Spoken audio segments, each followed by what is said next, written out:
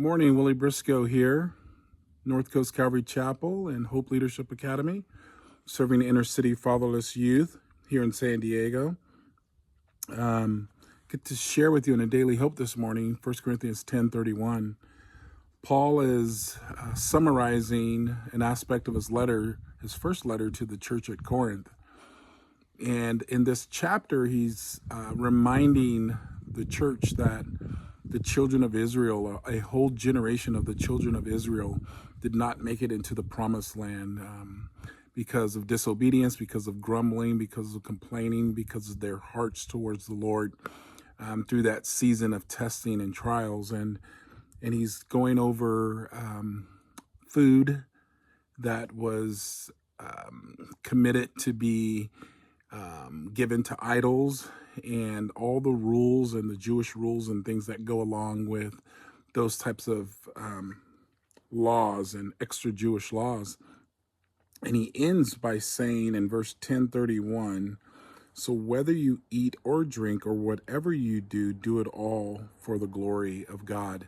And that's a challenging thing. He's using food or drink, that the sustenance of life, as the basis to say whatever you do, these things that you do, these things that are required for you to even stay alive, whatever you do that all to the glory of God. And that's a challenging thing on the backdrop of the children of Israel going through difficult times where God covered them by night with a cloud of fire and covered them by day with the shade and provided manna for them.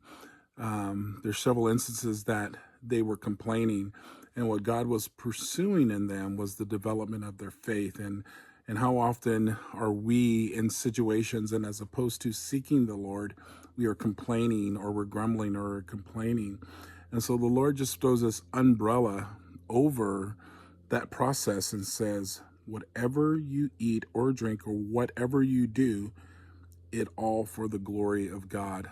Chuck Smith used to say, all in Greek, all in Aramaic, all in any language in the Bible means all. And so as we enter this week, let's be encouraged by this word and seek to do whatever God calls us to do to his glory. Paul would later say, like, how do you do this? Paul would later say in Colossians, I think 3, he would later say, set your minds on things above, not things on earth. And to set your mind, first thing in the morning, to set your mind on Christ, to set your mind on heavenly perspective, to set your mind on eternal perspective, the first thing in the morning, and try to remain there and walk in the Spirit so we don't fulfill the desires of the flesh, is how we start in doing all unto the glory of God.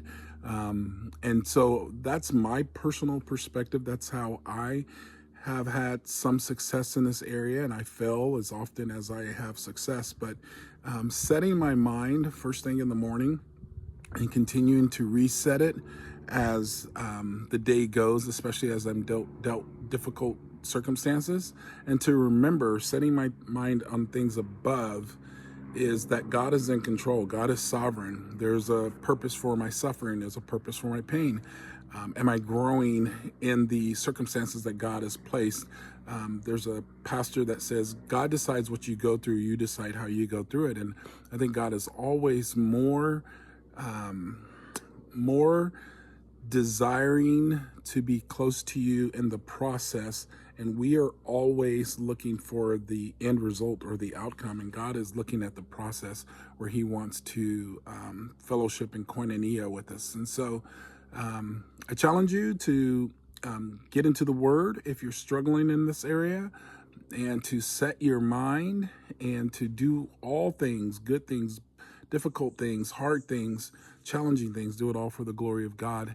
And then there's some promises that come with that. And in that, he finished the last couple of verses of that chapter talking about not to cause brothers or sisters to stumble.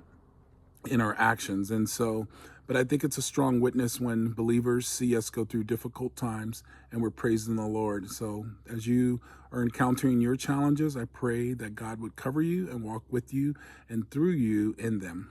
Have a great day.